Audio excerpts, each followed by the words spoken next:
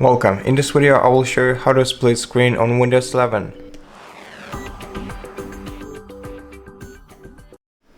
To split the screen between several applications, first you have to open several windows in your system, and then in order to split screen between them, you can either grab the top bar of your window and drag it to the side of your screen, and therefore place it on this side, and then select which window you want to place on the other side.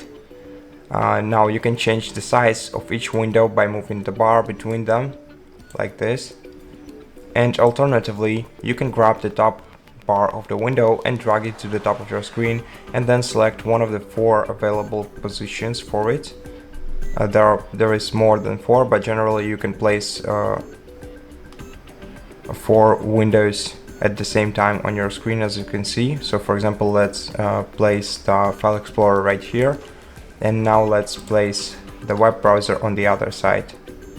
And that's how you can use the split screen feature on Windows 11. Thank you for watching this video. If you liked it, consider subscribing to our channel, leave us a like and a comment below, and I'll see you in the next one.